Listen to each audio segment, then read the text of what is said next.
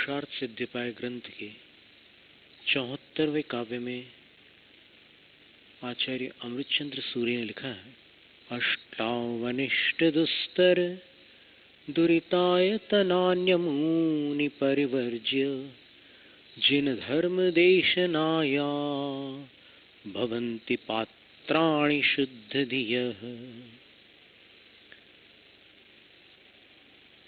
मदिरा, मांस, मधु, बड़ के फल, पीपल के फल, उमर के फल, कठुमर के फल और पाकर फल, ये 8 अनिष्ट हैं, अहितकारी हैं और इनकी लत पड़ जाने पर इनको छोड़ पाना भी मुश्किल है।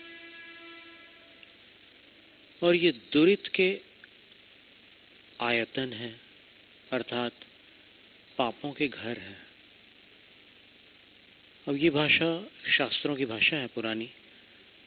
आज की भाषा में ये कह सकते हैं कि इनमें पर पीड़ा है और निज स्वार्थ है, और जिस चेष्टा में अपना स्वार्थ हो और दूसरों को पीड़ा पहुंचती हो उसी को पाप कहा जाता है। तो इन सभी में ये स्थिति बनती है। इसलिए जैनाचार्य कहते हैं कि इन 8 का त्याग करके भगवान की देशना अर्थात प्रभु के उपदेश को सुनने की पात्रता आती है। आज कितने उपदेश होते हैं, कितने लोग सुनते हैं, लेकिन दुनिया क्यों नहीं सुधरती? उसका कारण है कि उपदेश सुनने मात्र से कार्य नहीं होता, उसको सुनकर समझा जाता है, ग्रहण किया जाता है और उस पर आचरण किया जाता है, तब जाकर के अपने अंदर और वातावरण में पवित्रता आती है। तो यदि इन 8 का सेवन कर रहे हैं कोई, तो फिर भगवान के उपदेश क्या भला कर सकते हैं। इसलिए व्यसन मुक्ति की चर्चा चलती है कि व्यसन मुक्ति के लिए मनुष्य को अपना अंतर्बल तो बढ़ाना है ही, परंतु सर्वप्रथम उसको राजी होना होगा कि मुझे ये वस्तु छोड़नी है। यदि वो चाहेगा कि नहीं, मुझे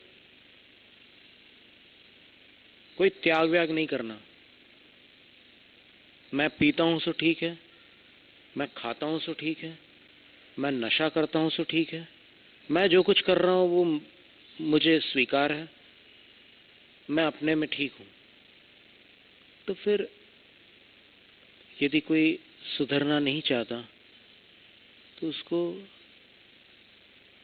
ब्रह्मा भी नहीं सुधार सकते। मारीच 2 हुए हैं शास्त्रों में। एक तो रावण के समय उनके मामा मारीच थे, और एक आदि ब्रह्मा के समय उनके पुत्र चक्रवर्ती भरत के पुत्र मारीच थे। और वो मारीच दुराग्रही थे, और दुराग्रही होने के कारण उनको आदि ब्रह्मा भी बदल नहीं सके, सुधार नहीं सके।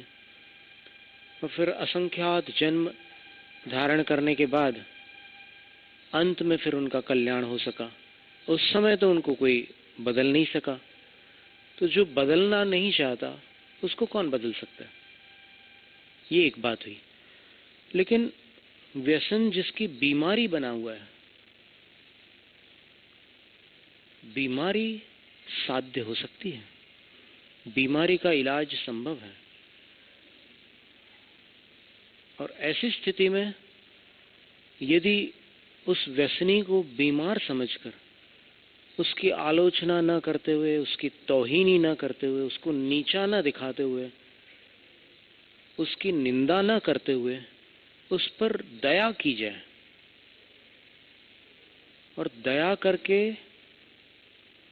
उसको सुधरने का अवसर दिया जाए और सुधरने का उपाय बताया जाए,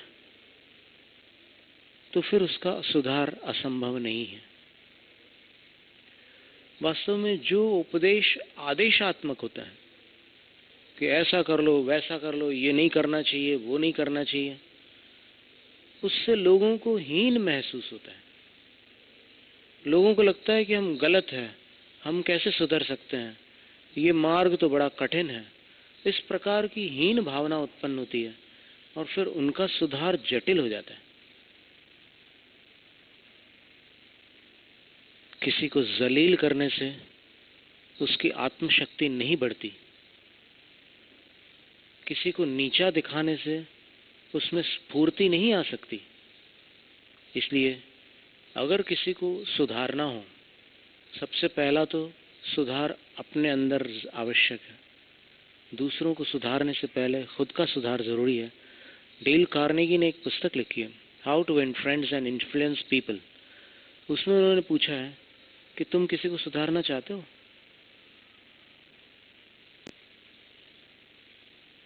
तो पढ़ने वाला सोचता है कि हाँ, कोई ना कोई उसके ख्याल में आ जाता है कि उस व्यक्ति को तो सुधारना जरूरी है। तब फिर वो आगे की पंक्ति में लिखता है कि दूसरों को सुधारना बहुत मुश्किल है। मुश्किल ही नहीं, लगभग असंभव है। तुम खुद अपने को सुधार पाए क्या आज तक? तो यदि तुम एक अपने आप को सुधारने में असमर्थ नहीं हुए तो तुम दुनिया को क्या सुधारोगे? और यदि तुम सुधार चाहते ही हो तो फिर क्रम से अपना सुधार शुरू कर दो। तुम सुधरोगे, जग सुधरेगा। बड़ी सुंदर बात है। और यही प्रक्रिया अपन अगर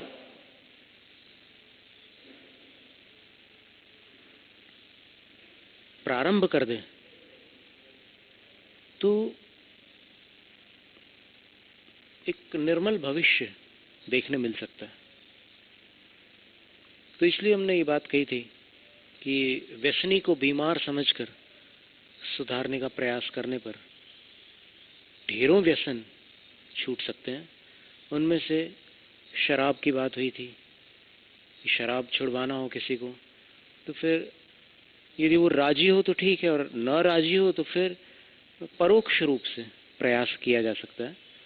उसको बताकर ना करें, उससे विवाद करके ना करें, शांत रूप से बिल्कुल हो हल्ला ना मचाते हुए जस्ट वो जो औषध है उसका प्रयोग कर सकते हैं। औषध का नाम आपकी स्मृति में हो, सल्फर 200, एक होम्योपैथिक दवाई है। इसको रोज 3 बूंद लेना है, 3 ग्लास पानी में, एक एक बूंद डाल करके एक एक ग्लास में दिन में 3 बार जब भी पीना हो पी ले।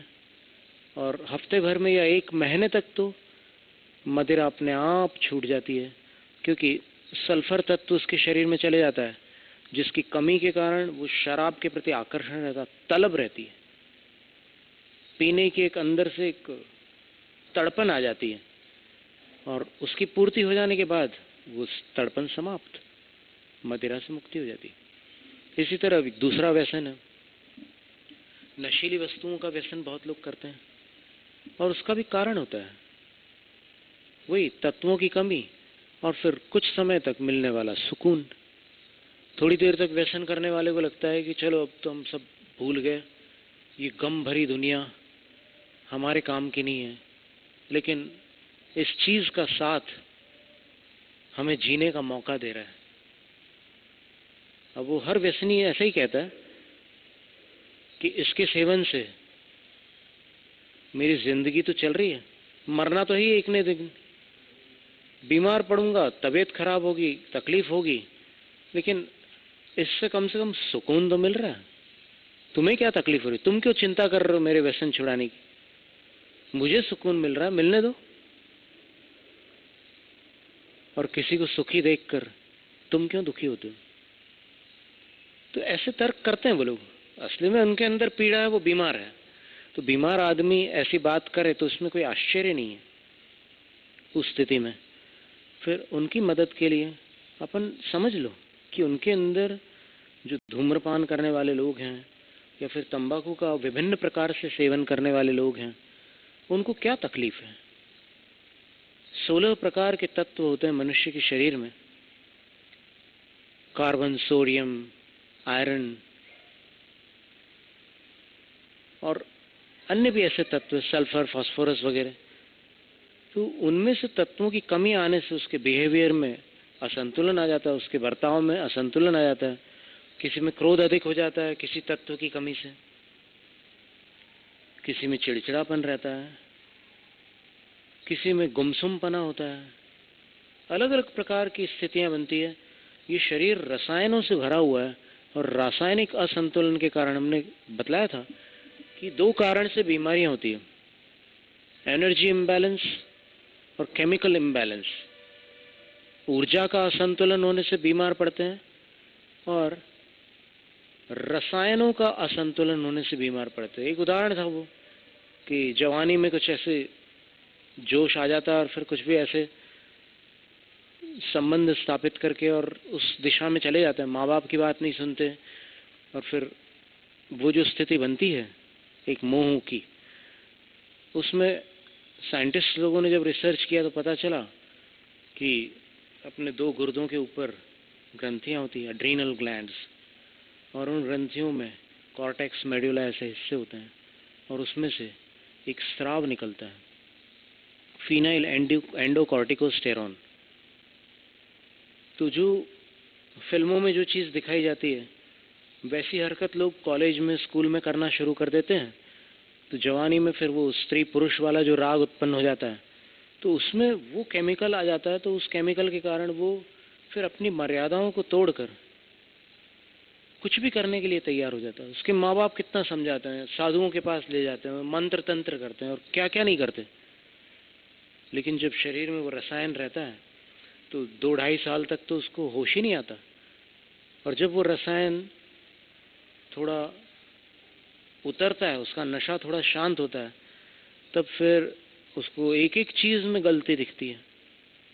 और फिर बतलाया था कि तलाक तक की स्थिति आ जाती है, लड़ाई झगड़े होते हैं और कभी कभी तो एक दूसरे के खून के प्यासे तक बन जाते हैं कि तेरे लिए मैंने अपना जीवन बर्बाद किया और तुझे कोई कीमत नहीं है, मैं बदला लूँगा। फिर वो भी सामने भी वाले भी वही करता है और पूरे रिश्ते बर्बाद हो जाते हैं। तो इन रसायनों को संतुलित कर देने से और अपनी ऊर्जा को संतुलित करने से स्वास्थ्य लाभ होने के साथ अपनी भावनाओं में, विचारों में और बर्ताव में एक संतुलन आ जाता है। और फिर अपना जीवन अगर संतुलित हो गया तो फिर अपने से जुड़ने वालों को भी प्रेरणा मिलती है और वो भी अपना प्रयास करके अपने जीवन को सुधारते हैं और इस तरह पूरे वातावरण में एक सुधार शुरू हो जाता है। तो सुधार की इकाई अपन खुद हैं। तो अगर किसी व्यसनी को ठीक करना हो तो अपनी भावनाएं निर्मल कर लो, उसके प्रति सबसे पहले करुणा भाव लाओ। अपन किसी के प्रति दुर्भावना ला करके, अरे ये बहुत थर्ड क्लास आदमी है, बहुत बेकार का आदमी है, इसको तो सुधार के रख देंगे हम, ऐसे सुधारने की भावना करना कल्याणकारी नहीं है। आज साधुओं में भी जो कमियां हैं उसका कारण क्या है? लोग निंदा करते हैं, जरा सी कोई बुराई दिख गई और घंटे भर निंदा शुरू हो गई। उस निंदा से उन साधुओं को कैसी तरंगें मिलेंगी? अच्छी मिलेंगी या बुरी? और बुरी तरंग मिलेंगी तो वो सुधरेंगे या वैसे के वैसे बने रहेंगे या बिगड़ेंगे? सद्भावना से कल्याण होता है। एक साधु के प्रेम से हत्यारा भी साधु बन सकता है और एक गृहस्थ की घृणा से एक साधु भी असाधु बन सकता है। इसलिए व्यसनियों को सुधारना हो तो उसको सबसे पहले बीमार समझो और अपने दिल में उनके प्रति करुणा का भाव उत्पन्न करो। और जब अपने अंदर सद्भावना आएगी तो फिर अपन जो भी उपचार करेंगे तो उस उपचार में अपने अंदर